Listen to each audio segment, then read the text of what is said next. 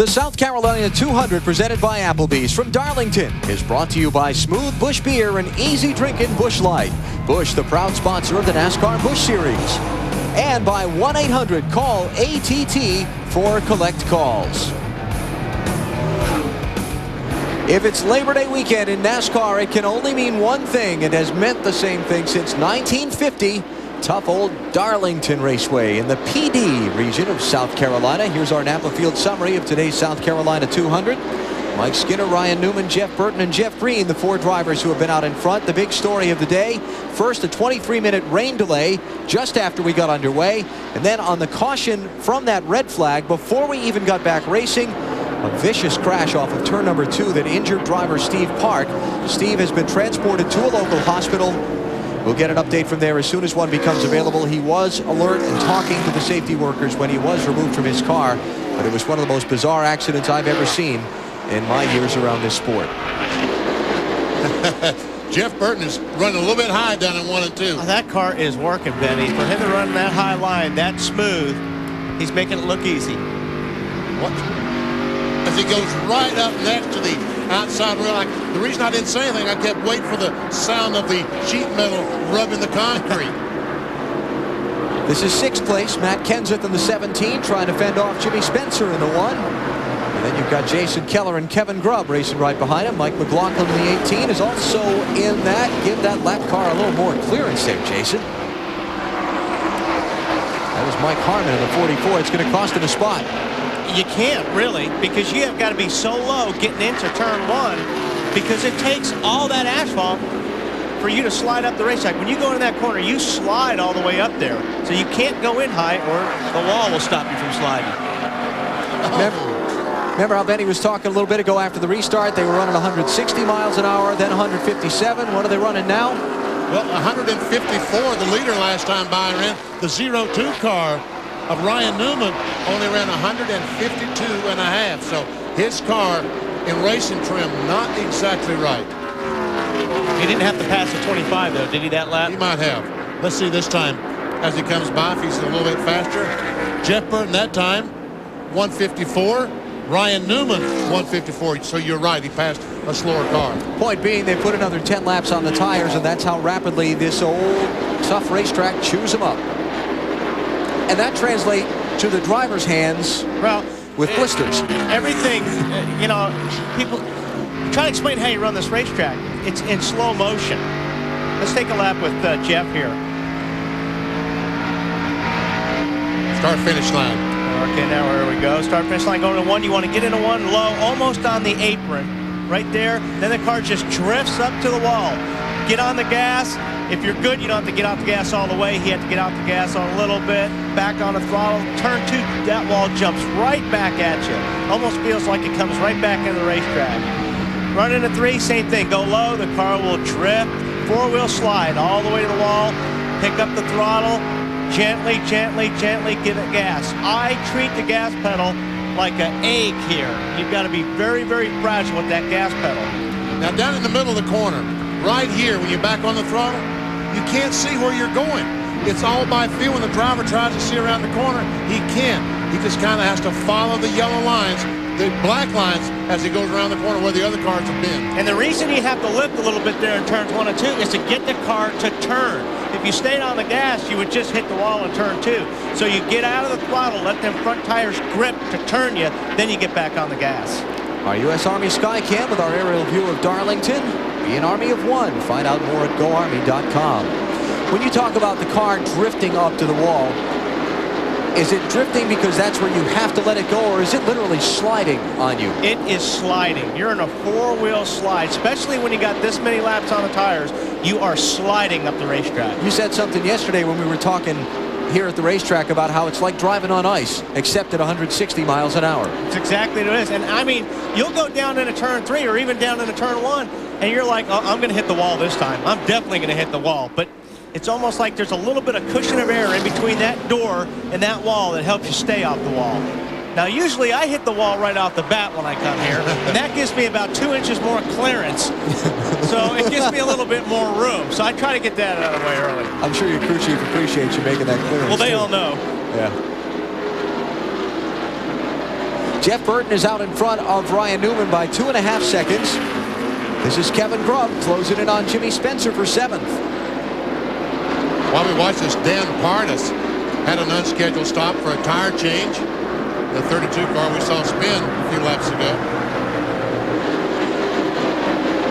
Kevin Grubb, 5 top 10 finishes in his last 9 races after a very difficult start to the season in that 37 car. 23-year-old from the Richmond, Virginia area is kind of coming on.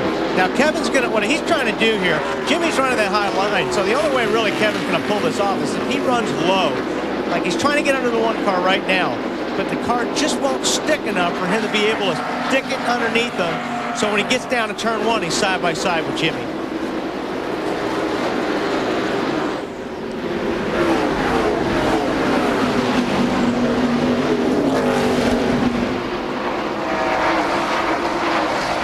Best finish at Darlington for Kevin Grubb, a 12th place run. That was back in March of a year ago, March of 2000. Started 13th. He's running 8th right now behind Jeff Burton. He's out in front of the South Carolina 200.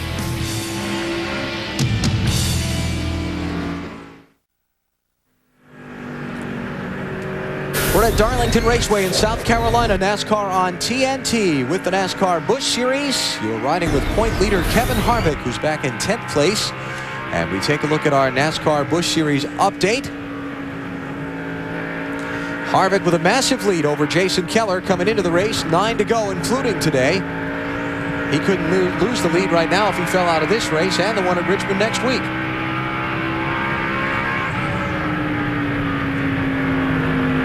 But that's a great camera shot. Look at the car in the mirror.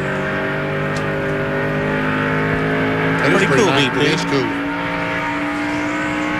But Kevin would like to see the car in front of him in the rearview mirror. Let's get an update on Harvick's race so far from Dave Burns. And you're right, Benny. He'd like to pass Jason Keller and about a dozen other cars and get way out in front of this thing. But right now the car is still too tight. I just checked with Todd Barrier, his crew chief, and though they tried to loosen it up last time and give him a little bit more forward bite so he could get off the corners better, they were not able to do so. And he's running at a pace 2 to 3 tenths behind the leader, Jeff Burton. Car was awfully loose there. Yeah, when he got down on the bottom of the racetrack coming off turn 4, got a little bit loose, did Happy Harvick. And like I said, there's no grip right now. These cars are sliding around so much. You've got to be so gentle with that throttle, because if you jump on that gas, that's what's going to happen. No gription. Gription. Add that one to Wally's dictionary. Let's go back and, whoa, there's a loose race car. Jason Keller try to hang on. Let's go back and take a look at our Williams virtual garage and see what a loose race car really is all about. All right, here we go down in the corner. Turn the wheel preferred line around the bottom of the racetrack, and all of a sudden the back end is like it's on ice. That is a little exaggeration, but that's what we call loose in stock car racing. I can see the problem. That car doesn't have enough spoiler on it. That's why that car is so loose. A little spoiler. This is Jamie McMurray in Williams' car. Good lap right there, just like that. Currently in 23rd position, and the spotter said, that was a good lap. Just keep doing that over and over again. Yeah, but the driver's saying, I don't know what I did that time. Oh, goes back to inexperience at Darlington. This is only Jamie's 27th NASCAR Busch Series start and only his 2nd here at Darlington, so he's still trying to figure the place out. That's Hank Parker Jr., the white car directly in front of him. Watch how far. Look at how fast that wall comes up on it, coming out of 2. Mr. Parker almost hit the wall that time off turn 2.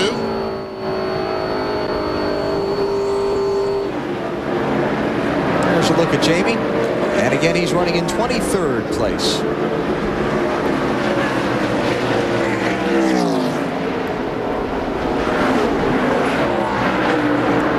Place, Greg Biffle and Kenny Wallace. Haven't talked about either one of them for a while.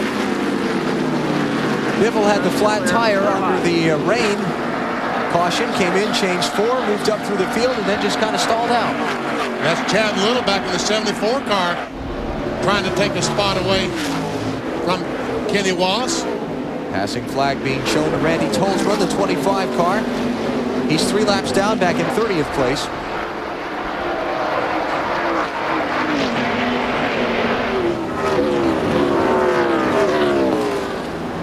And 3 laps down, it's hard to get out of the way here. It's so hard. There's nowhere to go. Jeff Burton has extended his lead over Ryan Newman from 2.5 to 3.9 seconds. Here's Matt. Each lap, Jeff Burton has been floating between 1/10 and 3/10 of a second faster each lap than the 0-2 of Ryan Newman. Tommy Morgan is his crew chief. Tommy, how do you think the final 45 or so laps are going to play out, knowing the changes you made on that last stop? Well, we kind of tightened it up, probably figuring about it to go all the way. And right now we're a little short on fuel, and we're going to see what happens here. I don't know if we can make it or not. We're going to make a gamble. I don't know. How close are you? Huh? How close are you? Lap 2. That's Tommy Morgan, Jeff Burton's crew chief. Roush Racing's won 6 of the last 8 fall events here, Marty. Well, the lead is now to 4 seconds for Jeff Burton, and we'll call Matt Borland, the crew chief for Ryan Newman, down here to talk about whether Ryan Newman can catch Jeff Burton. And I think the bigger objective right now for Ryan Newman is trying to keep Jeff Green behind him. Matt's going to call the lap time to Ryan. Can you catch Jeff Burton, or can you keep Jeff Green behind you? I think Jeff Burton's going to be pretty tough to catch. I don't know about Jeff Green yet. He's coming up pretty good, so we'll see how it happens. Can you make it all the way? Well, he's going to go back up there. They're very close as to whether or not they can make it all the way on fuel, just like Jeff Burton. Today, Burns. And Harold Holly is Jeff Green's crew chief. You won here in the spring. Can you catch the 9 and do it again? Well, we're getting off easy to pit here. I believe we'll be okay. Next quick 4 Taurus lost today. I tell you what, the big crew got first off. We need one more adjustment. Right now, this stays green. We're going to fall about 10 laps short. So I don't know if Jeff gets better fuel miles. We're going to probably fall about 8. We get one more adjustment, I believe we can get it. What do you want to adjust, Harold, to get him looser? I think we just need a couple of rounds of wedge and we'll be okay. It's Harold Holly. He will try to win again for 2 times at Darlington the same year, guys. That would be something. Tommy Morgan talked about Jeff Burton, 10 car almost got in the wall, being about 2 laps short on fuel. And I think he gets better fuel mileage than any other car in the NASCAR Busch Series, or at least as good.